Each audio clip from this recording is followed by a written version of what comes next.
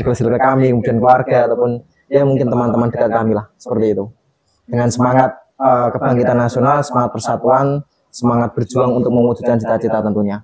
Pada saat ini itu kebangkitan nasional kita bukan lagi membahas mengenai menuju kemerdekaan seperti yang dikatakan oleh beliau tadi. Dan melawan penjajah. Iya, bukan melawan penjajah. Tapi justru penjajahnya itu kadang kita sendiri. Karena di proses pemilu kada kemarin juga kita mengajak teman-teman mahasiswa, kita sosialisasi juga termasuk ke YIN, ke UMK, juga melibatkan teman-teman UMKU juga kita undang sosialisasi bagaimana mahasiswa ini juga turut serta dalam mengawal proses demokrasi yang ada di Kabupaten Kudus khususnya.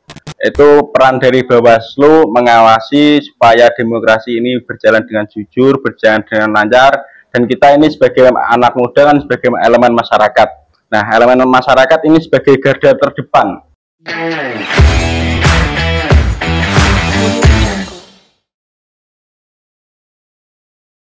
Assalamualaikum warahmatullahi wabarakatuh. Waalaikumsalam warahmatullahi wabarakatuh. Berjumpa kembali di acara podcast Ngobrol Santai bareng Bawaslu Kabupaten Kudus. Bersama saya Ja'far Bendi Hidayat. Pada episode kali ini bertepatan dengan Hari Kebangkitan Nasional, kita akan membahas tema mengenai membangun semangat kebangkitan nasional melalui penerapan nilai-nilai demokrasi. Bicara sedikit mengenai sejarah kebangkitan nasional, kebangkitan nasional itu ditandai oleh dua peristiwa penting, yaitu yang pertama, lahirnya organisasi Budi Utomo dan Ikrar Sumpah Pemuda. Nah, di sebelah saya sudah ada orang-orang yang luar biasa. Di sebelah kiri, paling kiri ada salah satu anggota Bawaslu Kabupaten Kudus, Koordinator Divisi Hukum dan Penyelesaian Sengketa, Bapak Imam Bendi. Siap, Apa kabar Pak Imam? Sehat Mas Ja'far. Alhamdulillah. Sehat, waras ya Pak. Waras.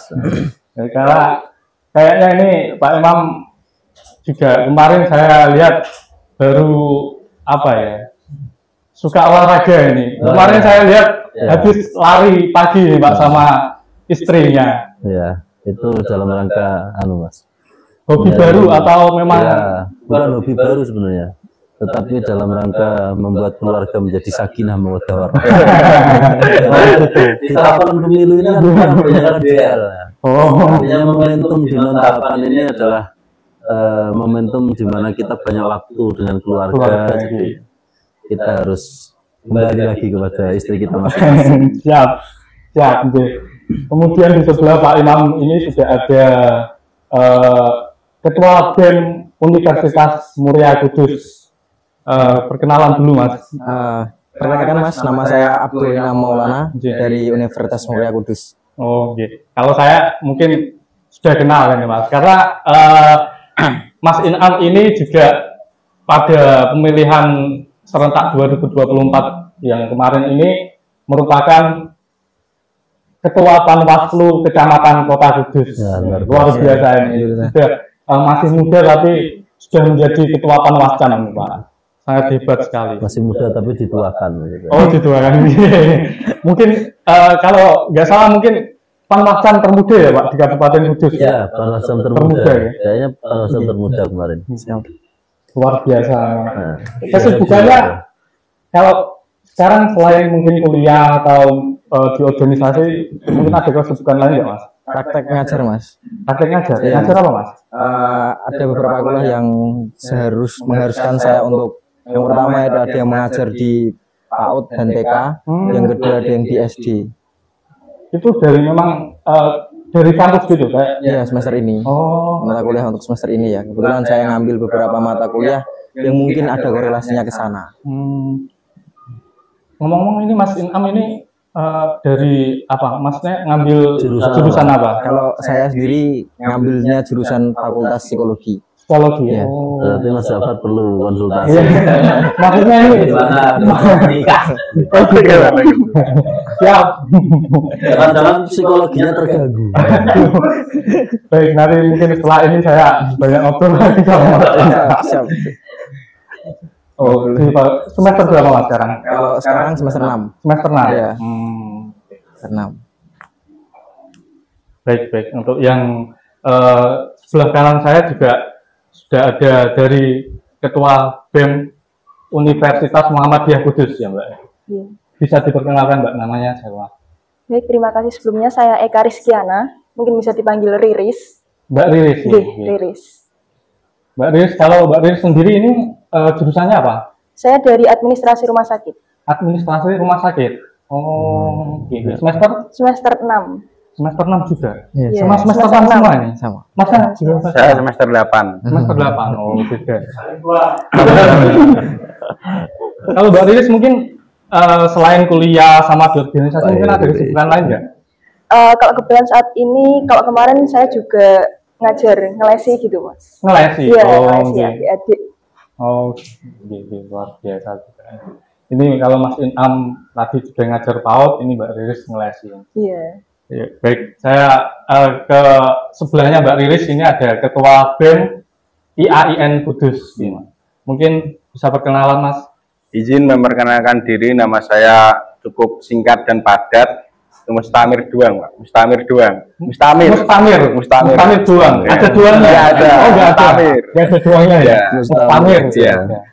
Kalau teman-teman ketua BEM ini kan dari semester 6 semuanya. Kalau saya semester 8. Oh. Kalau masih semester 6 tuh masih menjadi ketua BEM fakultas. Oh, kalau semester kalau 8 kan gitu. Ya, kalau semester 8 baru di Zuni. Oh, gitu. Ya. Kalau Mas Mustamir dari jurusan apa, Mas? Saya Usuluddin. Usuluddin. Wah, luar biasa. Ini kalau Usuluddin itu di Bawaslu ada seniornya, Mas. Iya. Usuluddin itu teman saya di Bawaslu ada. Namanya Mas Rosid. Mas Rosid itu dulu juga alumni IAIN. Jurusan akhirat. Jurusan akhirat. Dunia akhirat itu ilmu langit dan bumi itu sudah menguasai itu, Mas. Luar biasa sekali. Luar biasa. Kalau Mas Mustamir sendiri kesibukannya selain mungkin di kampus sama organisasi mungkin apa, Mas? Kalau saya kan kesibukannya semester akhir. Jadi tinggal menyelesaikan tugas akhir yaitu skripsi.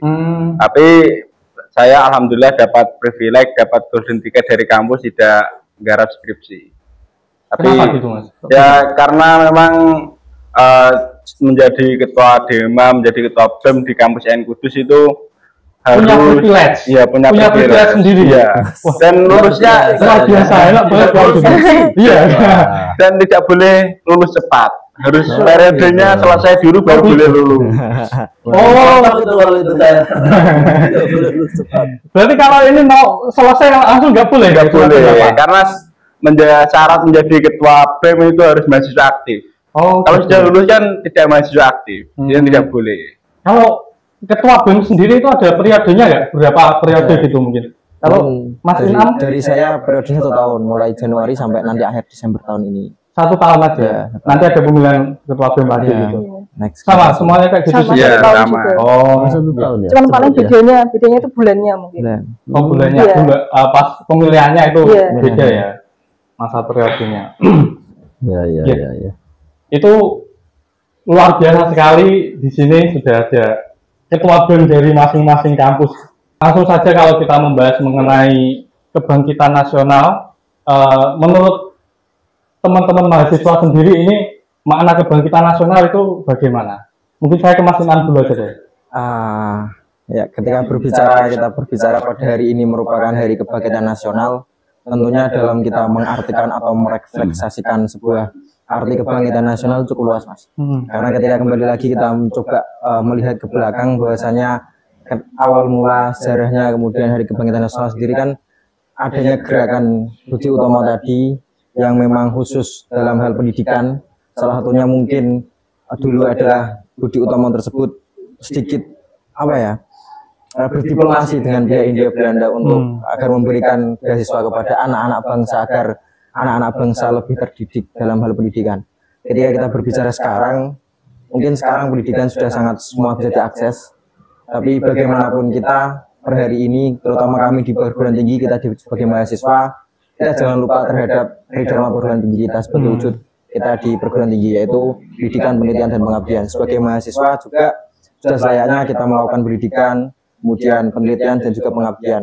kita mendapatkan ilmu senantiasa tidak hanya untuk diri kita sendiri, tapi juga mengamalkan kepada lingkungan sekitar, terutama lingkungan kecil kita, kelompok kami atau circle kami kalau bahasa anak sekarang ya Mas. Circle kami, kemudian keluarga ataupun ya mungkin teman-teman dekat kami lah, seperti itu. Dengan semangat kebangkitan nasional, semangat persatuan, semangat berjuang untuk mewujudkan cita-cita tentunya. Jadi yang penting itu tetap mengamalkan tridharma Ya, pendidikan. Mungkin kalau dari Mbak Riris sendiri, makna kebangkitan nasional itu seperti apa, Mbak? Baik, terima kasih sebelumnya. Mungkin memang mengenai tanggal 20 Mei ini sendiri, bahwa tanggal tersebut juga bertepatan dengan berdirinya organisasi Budi Utomo, yang dimana organisasi tersebut diprakarsai oleh para pemuda, yang mana kita sendiri juga merupakan salah satu bagian dari pemuda masa kini, yang utamanya juga kita diamanahi sebagai salah satu penggerak dari organisasi kita masing-masing lah, utamanya dari Badan Eksekutif Mahasiswa di universitas kita masing-masing, yang dimana kebangkitan nasional itu merupakan sebuah momentum atau sebuah hari yang sangat penting untuk bangsa ini. Yang pada saat itu ketika ternyata kebangkitan tersebut tidak diprakarsai oleh para pemuda, yang dimana sebagai penggerak bangsa, tentu tidak mungkin atau bahkan mungkin akan lama ketika akan ada yang sampai Sumpah Pemuda, bahkan sampai untuk ke kemerdekaan bangsa itu sendiri. Mungkin seperti itu saja. Kalau dari Mas Mustamir, mungkin ada pendapat lain mengenai kebangkitan nasional itu bagaimana, Mas? Tadi kan sudah disampaikan dari teman-teman saya yang sangat pintar sekali menyampaikannya. Saya cuma menambah sedikit. Ini menjadi hari kebangkitan nasional menjadi historis bagi kita. Tanggal 20 Mei 2025 bukan hanya memperingati saja, tapi ini panggilan jiwa kita sebagai generasi muda untuk melanjutkan pendidikan melalui demokrasi ini. Karena apa? Karena kita generasi muda itu sangat jarang memiliki kesibukan, jadinya kita memiliki waktu luang. Karena kita juga sebagai aktivis di kampus, maka melalui hari kebangkitan nasional ini kita bisa membangkitkan semangat melalui demokrasi. Membangkitkan semangat mahasiswa, pemuda-pemuda ini melalui demokrasi ya, Mas. Kemudian kalau makna relevansi antara kebangkitan nasional dengan nilai-nilai demokrasi itu sendiri seperti apa ini? Saya ke Pak Imam dulu. Ya, terima kasih Mas Jafar. Sebelum kita bicara relevansi, saya kira makna kebangkitan nasional hari ini harus kita jadikan sebagai sebuah ajakan untuk kembali menumbuhkan rasa bernegara, untuk menumbuhkan semangat bersatu padu, kesadaran berbangsa. Ini penting karena memang kalau kita bicara sejarah, it's okay lah bahwa kita bangga bahwa pada tahun 1908 berdiri sebuah organisasi yang akhirnya diikuti setelah tahun itu berdirinya organisasi-organisasi lain. Yang artinya Budi Utomo menjadi organisasi pelopor pemuda pada waktu itu. Nah, di era sekarang, di zaman yang penuh tantangan ini, di era global, tentu banyak sekali PR kita bersama. Kesenjangan sosial, kesenjangan ekonomi, khususnya krisis moralitas bagi anak-anak muda, anak-anak didik kita ini menjadi tanggung jawab kita bersama. Untuk menjawab tantangan itu, saya kira semua elemen bangsa ini harus bersatu padu, harus saling bersinergi untuk mewujudkan cita-cita bangsa yang adil dan makmur ke depannya. Terkait dengan relevansi demokrasi, sebenarnya ada beberapa kesamaan, bahwa kebangkitan nasional itu dibangun oleh kesadaran masyarakat. Demokrasi pun demikian, bahwa dalam sistem demokrasi yang kita pilih di dalam penyelenggaraan bangsa ini menuntut kesadaran masyarakat untuk turut serta berpartisipasi secara aktif, baik berpartisipasi secara langsung turut serta dalam setiap tahapan-tahapan pemilihan ataupun pemilu, juga dalam konteks Bawaslu, masyarakat kita minta untuk turut serta aktif dalam proses pengawasan di tahapan pemilu. Karena diakui atau tidak bahwa Bawaslu belum cukup mampu 100% untuk bisa mengawasi tahapan demi tahapan dalam pemilu secara maksimal. Mas Inam saya kira sudah membuktikan ya, dengan keterlibatannya beliau ketika di pemilu kada kemarin menjadi panwascam di kecamatan kota, dengan jumlah pengawas di tingkat kecamatan yang hanya 3, kemudian di tingkat desa yang hanya 1, dengan jumlah DPT yang sekian banyak, ini tentu kita sangat kekurangan sebenarnya, kalau boleh jujur. Artinya kita butuh peran serta aktif dari masyarakat. Karena memang kalau kita ini sedikit mengulik tentang proses tahapan kemarin ya, pengawasan. Jadi hampir tidak ada bedanya antara DPT desa A dengan DPT desa B yang jumlahnya sangat jauh berbeda, tetapi pengawasnya hanya 1. Pengawasnya jumlahnya sama ya? Iya, pengawasnya jumlahnya sama. Misal di DPT yang 10.000 dengan yang 1.000, ini kan beban kerjanya sangat berbeda. Nah, sehingga di proses kemarin ini tentu harapan kita adalah keterlibatan masyarakat itu maksimal, sehingga pengawasan-pengawasan di lapangan yang kaitannya dengan tahapan pemilu ini dapat berjalan dengan baik begitu. Nah, kemudian terkait kebangkitan nasional tadi, relevansi dengan demokrasi, bahwa waktu itu semangatnya adalah semangat kemerdekaan, karena memang di tahun itu belum merdeka kita.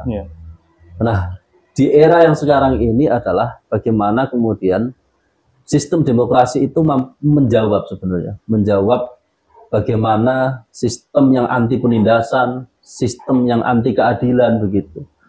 Makanya tagline Bawaslu itu bersama rakyat awasi pemilu, bersama Bawaslu tegakkan keadilan pemilu.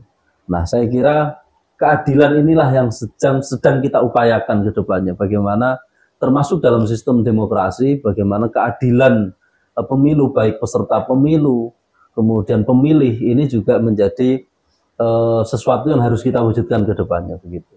Saya kira itu Mas, relevansi secara singkatnya antara kebangkitan nasional dengan demokrasi. Nah, hari ini saya sebenarnya senang sekali ya melihat teman-teman dari ketua-ketua BEM di 3 universitas di Kudus ini, karena ini sedikit apa ya namanya nostalgia lah gitu loh. Karena kebetulan saya juga dulu mahasiswa ya di Jogja, juga bergelut di dunia aktivis, di dunia BEM begitu. Nah, cuman zaman saya mungkin teman-teman baru lahir. Jadi kalau tadi saya tanya mbaknya kelahiran 2004. Saya 2005 sudah kuliah di Jogja. Artinya mbaknya yang ketua BEM UMKU ini umur 1 tahun, saya sudah ikut demo di Jogja pada waktu itu. Nah, tentu ini juga harapan besar ya, termasuk dari Bawaslu, dari kami Bawaslu terhadap teman-teman, karena di proses pemilu kada kemarin juga kita mengajak teman-teman mahasiswa, kita sosialisasi juga, termasuk ke YIN, ke UMK, juga melibatkan teman-teman UMKU juga kita undang sosialisasi bagaimana mahasiswa ini juga turut serta dalam mengawal proses demokrasi yang ada di Kabupaten Kudus khususnya. Saya kira itu Mas Ja'far. Artinya memang Bawaslu mengharapkan itu ya memang partisipasi masyarakat, termasuk para pemuda-pemuda hebat seperti ini ya Pak. Iya, karena diakui itu tidak, mereka ini kan agent of change katanya. Kontrol juga Pak. Agent of control ya kan. Jadi mereka ini punya status apa ya, ganda begitu. Jadi ketika mereka ini berpartisipasi dalam proses memilih seorang pemimpin, mereka juga punya tanggung jawab mengawal. Ketika pemimpin-pemimpin kita sudah terbentuk, sudah jadi, mereka punya kewajiban untuk mengawal kebijakan-kebijakan di Kabupaten Kudus khususnya. Saya kira itu. Ya, karena mungkin di kampus sendiri mungkin kan mereka pemilihan ketua BEM, pemilihan Dewan Perwakilan Mahasiswa itu kan juga mungkin nanti bisa diterapkan sistemnya ya Pak, kayak kalau memang bisa terlibat di Bawaslu juga, nanti kan mungkin di kampus juga bisa bermanfaat untuk Jadi kampus ini kan kalau kata mbaknya tadi negara kecil lah ya, negara dalam negara. Jadi tadi diceritakan ada di struktur BEM-nya itu ada departemen luar negeri, ada departemen negeri, itu kan udah kayak negara aja gitu. Jadi mereka sebenarnya sedang simulasi cara bernegara dengan baik. Nah tentu nilai-nilai demokrasi ini sudah sewajarnya diterapkan di tingkat kampus oleh teman-teman mahasiswa, saya kira. Baik, kalau menanggapi dari apa yang disampaikan Pak Imam, bahwa pada zaman dahulu itu kan kebangkitan nasional itu memang didasari oleh pentingnya kemerdekaan karena masih adanya penjajahan seperti itu. Mungkin kalau menurut teman-teman mahasiswa sendiri ini urgensi kebangkitan nasional saat ini itu untuk apa sih, Pak? Untuk apa sih, Mas? Mungkin dari Mas Mustamir dulu. Menanggapi dari apa yang disampaikan oleh beliau terkait peran kita sebagai anak muda tadi sudah disampaikan. Itu peran dari Bawaslu mengawasi supaya demokrasi ini berjalan dengan jujur, berjalan dengan lancar, dan kita ini sebagai anak muda kan sebagai elemen masyarakat. Nah, elemen masyarakat ini sebagai garda terdepan untuk berlangsungnya suksesi demokrasi ini. Karena sudah kita masyarakat jadi garda depan yang awasi dari Bawaslu. Ini juga itu. Kalau dari Mbak Beli sendiri, mungkin urgensinya kebangkitan nasional saat ini itu untuk apa gitu? Baik, mungkin sedikit menambahi dari Mas Mustamir juga ya, bahwa pada saat ini itu kebangkitan nasional kita bukan lagi membahas mengenai menuju kemerdekaan seperti yang dikatakan oleh beliau tadi. Dan melawan penjajah. Iya, bukan melawan penjajah. Tapi justru penjajahnya itu kadang kita sendiri. Nah, ini. Yang mungkin kadang kita itu mahasiswa atau para pemuda itu kan pada mager ya, Pak. Mager untuk mungkin kita menjadi generasi yang apatis bahkan terhadap isu-isu politik, itu kadang pada mager untuk mencari kebenarannya, cuman dengar-dengar saja dari beberapa info yang belum valid lah, bahkan yang dimana kita itu sebagai mahasiswa tentu perlu untuk membuat, atau bahkan mungkin kita dari Badan Eksekutif Mahasiswa itu kan ada tadi yang dikatakan oleh beliau juga ada beberapa kementerian yang memang membidangi tentang informasi, yang dimana kita bisa mencari, mengkaji, bahkan juga berdiskusi, yang hal tersebut juga memfasilitasi para teman-teman mahasiswa di UMKU terutama bisa berdiskusi mengenai isu-isu yang saat ini sedang terjadi tentang ekonomi, tentang pendidikan, dan lain sebagainya, yang dimana hal tersebut nantinya akan kita gunakan sebagai peran kita sebagai pembangun atau penggerak agent of change, juga agent of control namanya juga pada isu kemarin ketika sedang ada pemilu kemarin. Artinya informasi-informasi yang didapat itu juga harus disaring ya, mungkin karena banyak maraknya informasi yang hoax kayak gitu, atau mungkin berbau ujaran-ujaran kebencian kayak gitu ya. Memang kita perlu saring sebelum sharing. Iya, gitu. Tepat itu. Tabayun. Bahasa Ustadz ini tabayun. Masya Allah. Kalau Mas Inam sendiri gimana, Mas? Kalau Mas Inam, mungkin sedikit menanggapi apa yang telah disampaikan oleh Pak Imam, Mas Mustamir maupun Mbak Ridis ya, Mas. Kita terus bagaimana menjaga api semangat Hari Kebangkitan Nasional ini. Kita sebagai pemuda tentunya telah disampaikan juga oleh beliau-beliau sebagai agent of change, agent of control. Tentunya lagi kita yang sebagai pemuda masih mempunyai idealisme, tapi jangan terus-terusan kita hanya mengutuk kegelapan, tapi jadilah lilin-lilin pencahayaan di saat kegelapan itu datang. Luar biasa. Ini yang sangat luar biasa hari ini. Kata-kata hari ini. Kalau kita kan kalau hanya mengatakan mengutuk pemilu itu curang, kemudian demokrasi tidak berjalan, cobalah kita sekali masuk dalam sistem, kita ikut KPPS atau apa sebagai wujud kita sebagai mahasiswa, kemudian sebagai orang yang masih memiliki idealisme untuk mengawal proses demokrasi tersebut. Semangat demokrasi tersebut, api perjuangan tersebut untuk mewujudkan cita-cita bangsa. Setidaknya kita bisa mengetahui atau mengawal bagaimana pemilu itu meskipun di tingkat TPS ya, Mas. Artinya kita tadi tidak mengatakan apa yang seperti orang-orang luar katakan bahwasanya banyak pemilu curang, tapi dia tidak mau dalam sistem, dia tidak mau merubah itu, dia hanya mengutuk kegelapan, Mas. Tanpa dia tahu prosesnya. Belum terlibat langsung di sana, hanya istilahnya mengutuk gitu kan. Meskipun tidak masuk dalam sistem juga pun apa yang telah disampaikan oleh Pak Imam, sebagai pemuda atau masyarakat kita bisa menjadi sebuah pengawasan partisipatif. Bagaimana mengawal proses demokrasi, terlebih lagi pemilihan itu tidak harus masuk dalam sistem, entah jadi KPPS maupun PTPS dan lainnya. bagaimana kita sebagai masyarakat tentunya di lingkungan kita sendiri menolak beberapa hal yang mungkin bisa menghancurkan demokrasi seperti politik uang dan ujaran-ujaran kebencian. Kita bisa saring dulu, atau kalau kata Baris saring dulu sebelum sharing. Ya, Kan mungkin itu dari lingkungan kecil, langkah-langkah kecil yang bisa kita lakukan sekarang, Mas, untuk menjaga semangat api perjuangan dan mewujudkan cita-cita bangsa di Hari Kebangkitan Nasional ini dalam wujud demokrasi. Luar biasa, menarik sekali ini. Mungkin kita break dulu sejenak ya Pak Imam. Siap. Ya Mas Mbak, kita break sejenak.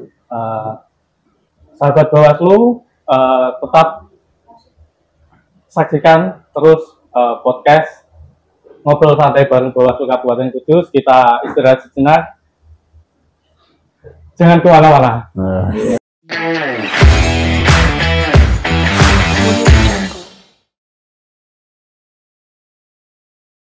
Anakmu ukur satu. Sayur, Mas, sayur. kasihan aku. Mas, ini kangkungnya kok pada lemas toh, Mas. Truk yo mak yo. Selamat pagi, mak cantikku. Mak RT belanja. Ayo diborong semua. Nanti mak RT yang bayarin. Kalau perlu gerobaknya sekalian. Pokoknya mak RT. Yes. Kalau uangnya kurang, nanti saya tambahin cash. Tapi ingat, jangan lupa pilih pasangan yang ini. Gak bahaya toh. Hati-hati ya mak-mak. Kita harus cerdas. Mak RT ini main politik uang. Pemberi dan penerima politik uang bisa dipidana, bisa juga dipenjara loh. Iya mak-mak, jangan diterima. Biar gini-gini kita masih punya harga diri loh. Setuju tuh mak. Masa depan bangsa nggak bisa dibeli. Enaknya dapat uang sekali, ruginya 5 tahun. Ayo mak-mak cerdas, kita rapatkan barisan. Sabar mak milih cerdas. Tolak dan lawan politik uang. Sabar.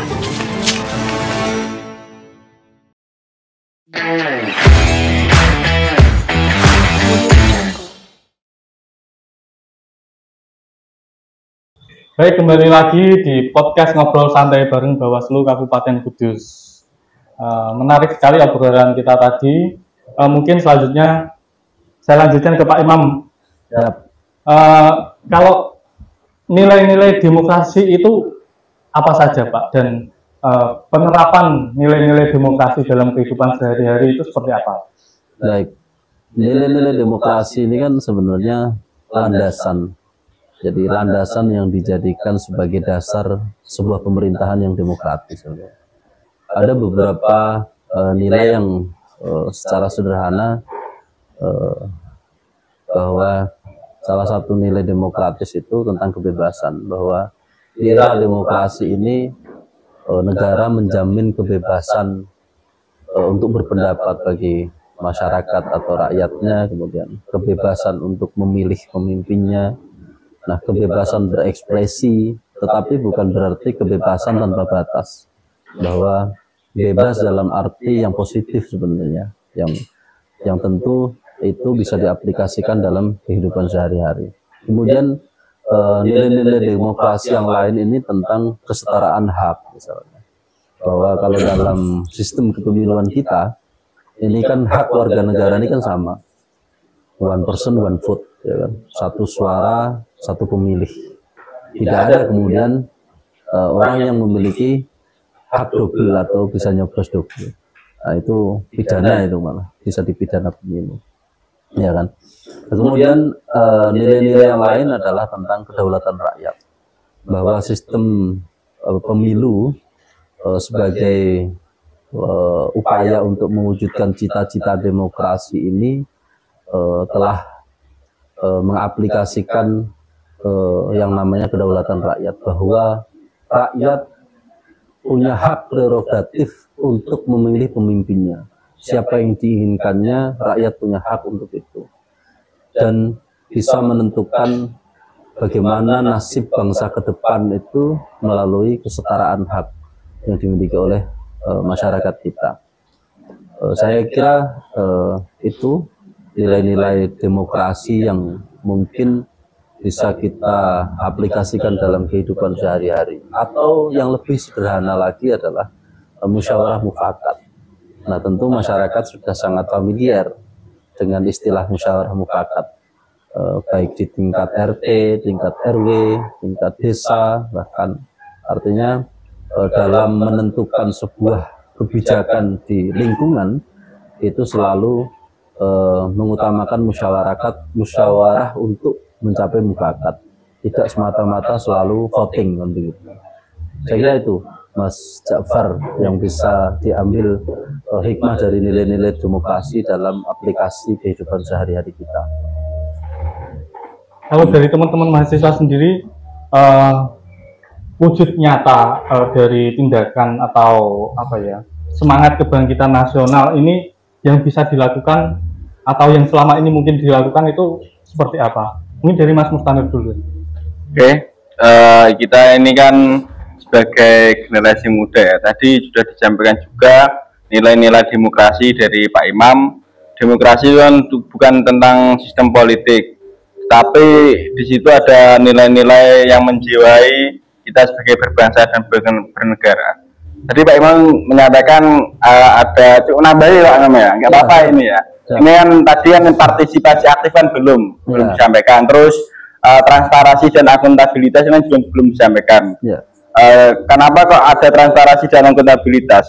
Ini termasuk nilai-nilai demokrasi. Karena transparansi dan akuntabilitas ini sebagai partisipasi aktif masyarakat, nanti tahu lah nanti suara yang masuk berapa yang milih, terus nanti yang golput berapa dan lain sebagainya. Oh, dari Mbak Riri sendiri gimana? Baik, mungkin terima kasih. Tadi disampaikan juga oleh Pak Imam bahwa ada banyak nilai-nilai yang sudah nilai dari demokrasi itu sendiri, dan juga ditambahkan sama Mas Mustamir bahwasanya pada zaman sekarang ini kita sebagai mahasiswa tentu utamanya sebagai generasi muda ya, implementasi dari demokrasi utamanya mengenai, saya paling tertarik perihal poin tentang musyawarah mufakat, dan dimana hal tersebut pasti sudah kita lakukan bahkan mungkin sejak SD mengenai kerja kelompok, yang paling kecil saja mengenai kerja kelompok, bahwa ketika teman-teman dalam kelompok tersebut saling berdiskusi sehingga akhirnya menghasilkan sebuah hasil dari kelompok tersebut untuk nantinya dijelaskan, nantinya dipresentasikan lah intinya. Lalu juga utamanya ketika kita berbicara mengenai zaman sekarang, yakni tentang peran serta kita dalam media sosial, yang utamanya tersebut pada sedang dilaksanakan saat inilah. Dari podcast itu sendiri kan salah satu aplikasi dari media sosial ya, bahwa nantinya akan bisa dilihat oleh khalayak umum tanpa lagi nanti menggunakan kertas ataupun lebih ke media yang visual, konvensional ya. Visual, ada jadi, gambarnya, ada suaranya. Lebih menarik lah intinya mengenai hal tersebut. Baik, dari Mas Inam gimana? Kalau kita sendiri memaknai, kemudian merefleksasi dan juga mengimplementasikan di Hari Kebangkitan Nasional ini dengan beberapa nilai-nilai demokrasi yang telah disampaikan baik oleh Pak Imam, Mas Mustamir maupun Mbak Riris, yaitu kita ambil satu contoh poin yaitu musyawarah dan mufakat. Sering kita di dalam sekarang, tentunya baik kita di organisasi BEM sekarang itu, dalam kita mengambil sebuah kebijakan maupun keputusan, kita menghargai pendapat kawan-kawan yang ada di dalam forum tersebut. Artinya apapun keputusan kemudian kebijakan yang akan dikeluarkan pada hari itu juga merupakan hasil apa yang telah disepakati oleh kawan-kawan tanpa membedakan hak siapa yang bersuara. Kemudian semua orang berhak bersuara dan memiliki hak yang sama untuk bersuara, dan kita bisa saling menghargai suara satu sama lain. Tentunya juga ketika berbicara Hari Kebangkitan Nasional sendiri, sebagai kami mahasiswa tadi, terkait musyawarah mufakat kita menentukan program kerja untuk pengabdian juga, kita juga mengimplementasikan atau mengamalkan ilmu kita yang telah kita dapatkan melalui pendidikan di perguruan tinggi untuk kemudian berdampak bagi masyarakat. Sekecil mungkin kita adakan kesadaran-kesadaran masyarakat, entah sosialisasi maupun kita melakukan pendekatan masyarakat terkait pentingnya mungkin demokrasi, pentingnya kesadaran masyarakat dalam kesehatan mental ataupun yang lainnya.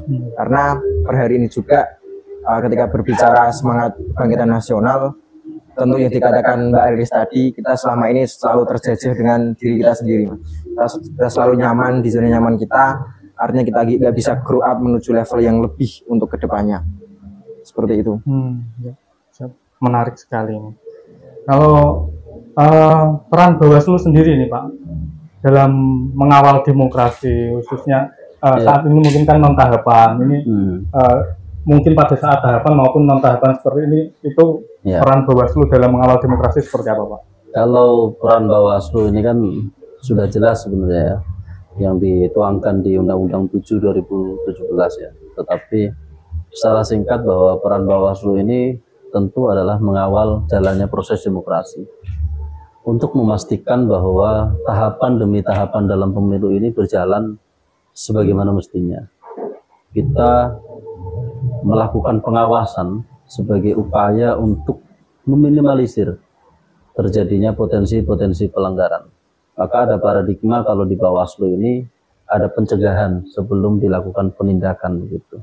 Nah, pencegahan ini dengan berbagai bentuk kita lakukan, baik itu sosialisasi kepada masyarakat, juga kepada penyelenggara pemilu tentunya, KPU sebagai penyelenggara di wilayah teknis, himbauan-himbauan juga kita sampaikan. Ini semata-mata untuk sebagai langkah mitigasi kita, supaya tidak terjadi potensi-potensi pelanggaran dalam setiap tahapan pemilu begitu.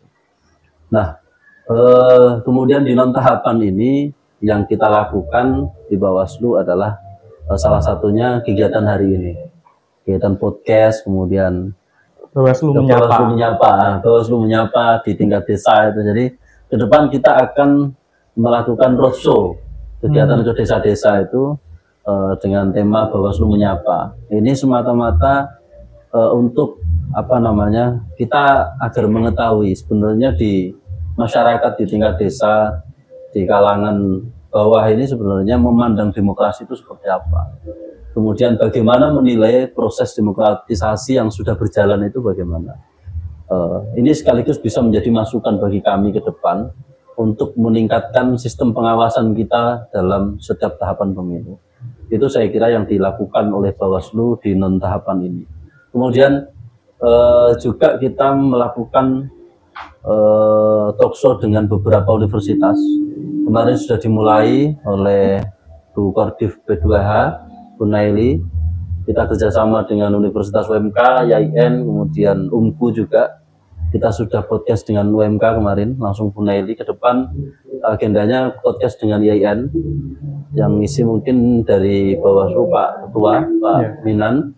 Kemudian nanti juga kita agendakan di bulan Agustus kita talkshow dengan UMKU begitu.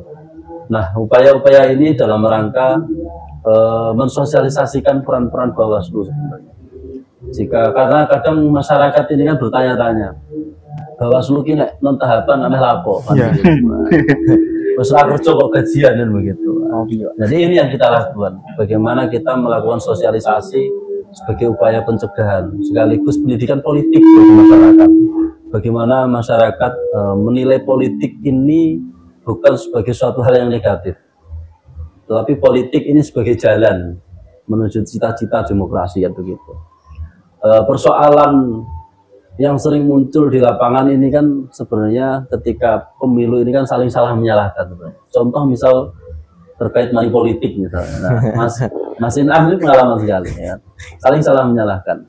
Dari masyarakat menyalahkan yang memberi ya. Dari si pemberi menyalahkan yang menerima. Karena nek ora diwai ra milih kan begitu. Makanya yang terpenting adalah tadi saya bilang di awal, kesadaran dari setiap pihak itu menjadi salah satu kunci bagaimana meminimalisir terjadinya potensi-potensi pelanggaran dalam proses demokratisasi ini. Gitu Mas Jafar. Merubah mindset ya Pak, artinya merubah mindset itu kan terkait money politik itu kan juga tidak mudah hanya sekali dilakukan, itu kan juga bisa artinya kan. Dan memang begini Mas, sistem pemilu kita ini kan dari dahulu sampai sekarang ini kan mengalami perubahan-perubahan, terus mengalami perbaikan-perbaikan kan begitu. Nah ini semata-mata bagaimana mencari formula yang tepat sebenarnya, karena negara ini kan negara berkembang ya. Untuk menjadi negara maju tentu kita harus belajar banyak, termasuk sistem demokrasi kita. Karena kalau dahulu kita mengenal yang namanya reformasi demokrasi terpimpin misalnya di zamannya Pak Soeharto, mungkin adik-adik belum lahir ya. Jadi kita dulu pemilu itu, sebelum pemilu sudah tahu mana yang menang kan begitu. Sudah tahu mana yang menang, sampai pagar aja dicat kan begitu. Kalau dulu itu. Ya, pasti dapat cerita dari orang tuanya adik-adik. Nah, hari ini sebenarnya sudah sangat bagus sekali perkembangan tentang demokrasi kita. Artinya kebebasan hak warga negara ini lebih baik dibanding proses demokrasi yang dahulu. Begitu, Pak. Baik. Mungkin dari teman-teman mahasiswa sendiri, harapan kedepannya mungkin seperti apa? Mungkin harapan untuk Bawaslu ini sebagai pengawal demokrasi, atau mungkin harapan kepada sesama rekan mahasiswa mungkin dalam lebih menumbuhkan semangat kebangkitan nasional itu seperti apa? Mungkin dari Mas Inam dulu. Ketika berbicara per hari ini, harapan kami tentunya kepada negara kita pada hari ini adalah sistem kita pada hari ini adalah bagaimana demokrasi dan nilai-nilai demokrasi itu tetap terus dilanggengkan dan juga dijaga. Masyarakat itu bagaimana ketika masyarakat mengupayakan pendapatnya, menyampaikan aspirasinya, itu harus didengar oleh mungkin dari pemerintah ya. Kemudian ketika berbicara harapan kepada Bawaslu, tentunya ketika Pak Imam tadi menyampaikan Bawaslu mungkin di Kudus sudah sukses ya Pak, ketika pilkada maupun pemilihan serentak kemarin, karena tidak terjadi PSU. Tidak ada PSU, tidak ada sengketa dan tidak ada gugatan di MK. Kondusif Pak, masih kondusif. Artinya Bawaslu Kabupaten Kudus terutama itu harus lebih ya, mungkin tahun next time pemilihan umum 2029 itu bisa lebih baik lagi dan terus menjadi lembaga yang benar-benar sesuai tagline-nya, bersama rakyat awasi pemilu, bersama Bawaslu tegakkan keadilan pemilu. Masih ingat Mas Inam ya. Masih ingat bagian dari pengawas Pak. Masih itu keluarga dari pengawas alumni. Terus meningkatkan independensi maupun tugas dan pokok Bawaslu sendiri untuk mengawal demokrasi, Mas.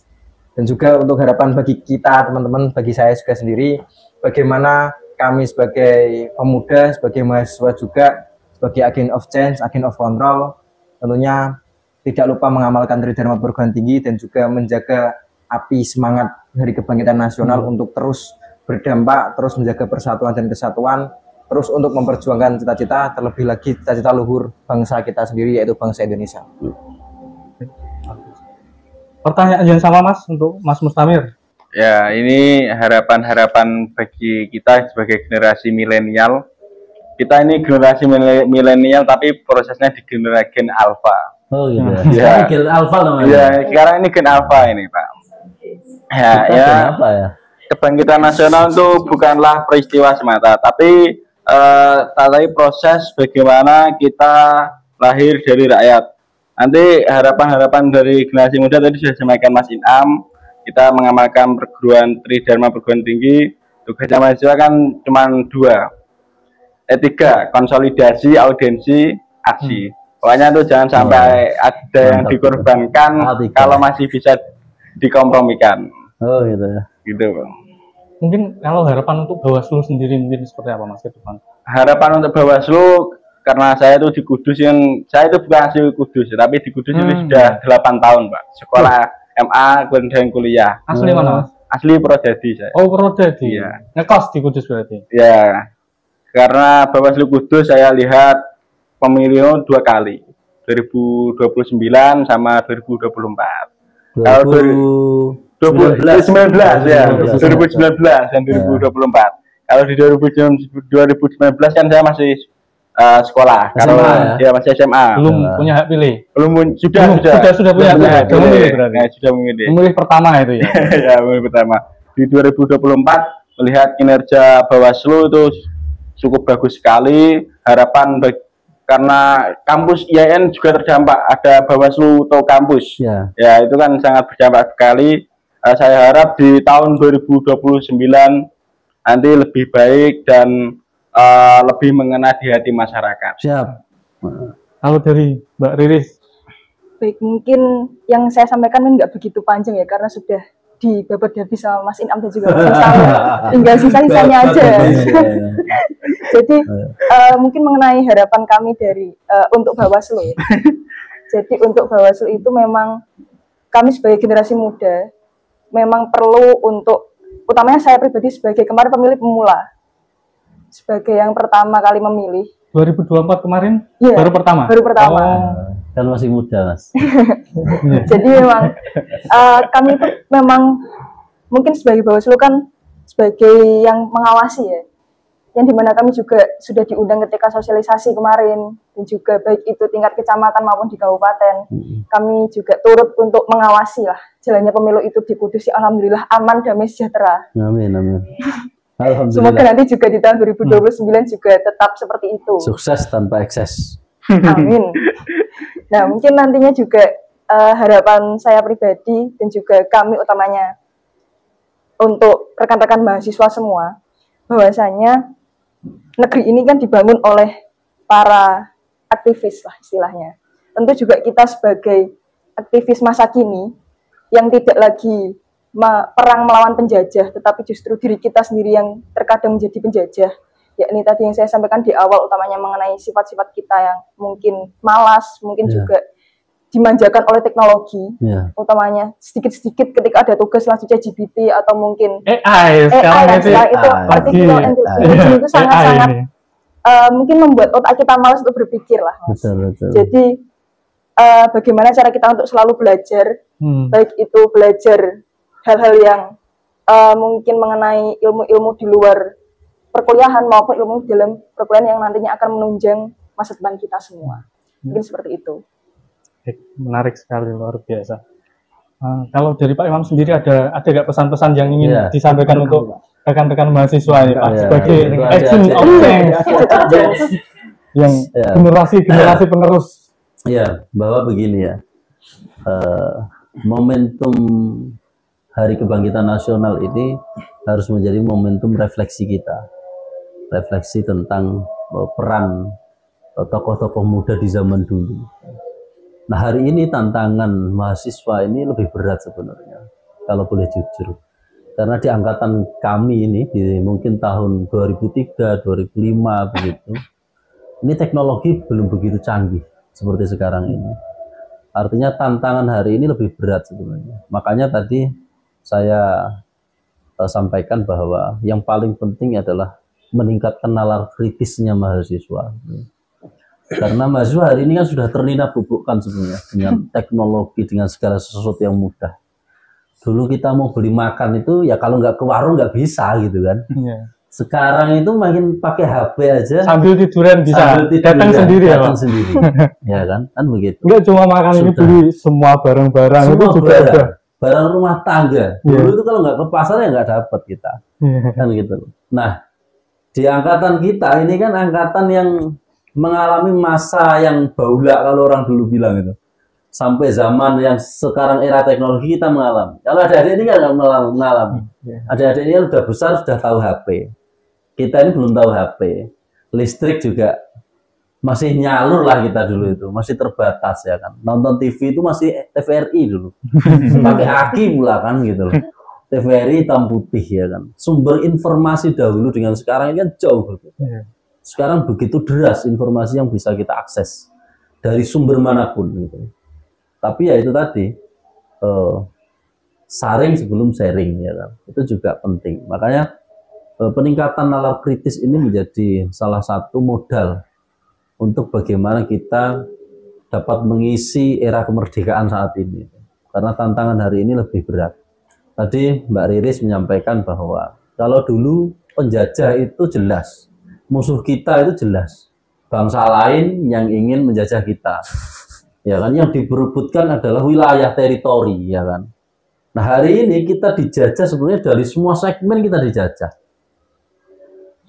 Kita itu punya uang aja merasa nggak punya uang kan ya. Uang itu ada di dalam genggaman kita. Nilai 100 juta ini bisa tiba-tiba nolnya hilang semua, tinggal 1 rupiah dalam hitungan detik, ya kan. listrik dimatikan, pusing kita. Anak-anak muda ini, serius. Orang dulu tanpa listrik hidup juga kan, gitu loh. Hidup juga. Dan saya mengalami itu. Gitu. Nah, artinya dengan situasi hari ini itu kita ternabobokan ketergantungan terhadap teknologi dan sebagainya, fasilitas-fasilitas. Ini juga harus menjadi refleksi kita. Jangan sampai kemudian itu menjadi satu-satunya acuan kita. Karena kita akan semakin mudah dijajah sebenarnya. Gitu. Apalagi tadi Mbak Riris bilang, yang menjajah kita ini bukan lagi bangsa asing. Bisa jadi bangsa kita sendiri. Atau bisa jadi kita ini sebagai penjajah. Dengan kita tidak kritis terhadap kebijakan. Dengan kita membiarkan ketidakadilan terjadi. Kita membiarkan kesenjangan sosial, kesenjangan ekonomi terjadi. Itu bisa jadi kita ini juga sebagai penjajah. Karena kita tidak lagi peduli. Rasa empati sekarang sudah mulai hilang, ya. Sudah mulai terkikis. Itu yang harus kita tumbuhkan kembali. Empati kepada sesama, kepada masyarakat ini juga perlu ditumbuhkan lagi dan ditingkatkan lagi sebagai upaya untuk menjawab tantangan global hari ini. Begitu, dan harapan kami teman-teman mahasiswa ini mampu menjadi pelopor perubahan itu. Bukan menjadi pengekor, ya, karena yang sulit itu jadi pelopor. Kalau pengekor ini semua orang bisa, dan pelopor dari dalam dirinya sendiri dulu. Karena kita nggak mungkin bisa mempengaruhi orang lain kalau diri kita sendiri belum selesai. Ya. Saya kira itu pesan saya buat teman-teman mahasiswa, tetap semangat di era gempuran TikTok, gempuran Shopee, ya, gempuran segala macam fasilitas. Umum yang semakin meninabobokan kita. Tetap semangat dalam semua gerakan-gerakan mahasiswa yang dilakukan selama ini. Terima kasih. Oke, nggak terasa ini udah sangat lama sekali ini. Mungkin langsung saja kita ke closing statement sebelum kita tutup acara pada hari ini. Closing statement langsung, Mas Mustamir mau ada closing statement apa yang disampaikan?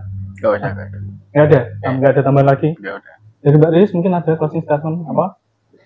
Mungkin kita sebagai mahasiswa, langsung saja gitu. Yeah. Sebagai mahasiswa perlu tadi dua hal. Yang pertama, belajar dan juga berpikir. Ketika kita belajar tanpa berpikir itu adalah hal yang sangat salah. Karena kalau hanya belajar saja tanpa berpikir itu pasti kita hanya membaca saja, tapi kita tidak mencerna apa makna dari hal tersebut. Menghafal. Iya benar, ke menghafal. Sedangkan kalau kita hanya berpikir tanpa belajar, ibarat kita hanya memikirkan tanpa adanya dasar. Ya. Jadi perlu adanya kita, yang tadi saya katakan di awal bahwa saring sebelum sharing. Jadi memang kita perlu untuk menyaring sebelum kita membagikan apa yang sudah kita saring tadi. Seperti itu. Mas Inam ada closing statement? Cukup perwakilan satu saja. Cukup. Oke. Ya, luar biasa sekali. Betul. Langsung saja kita tutup acara pada hari ini. Baik sahabat Bawaslu, menarik sekali apa yang sudah disampaikan oleh Pak Imam, Mas Inam, Mas Mustamir dan Mbak Riris ini dalam memaknai kebangkitan nasional. Semoga apa yang telah disampaikan pada hari ini dapat bermanfaat untuk kita semua, untuk sahabat Bawaslu yang menyaksikan. Tetap saksikan terus podcast Ngobrol Santai bareng Bawaslu Kabupaten Kudus di episode-episode selanjutnya. Terima kasih Pak Imam, Mas Inam, terima kasih Mas Mustamir dan Mbak Riris. Cukup sekian. Wassalamualaikum warahmatullahi wabarakatuh. Waalaikumsalam warahmatullahi wabarakatuh.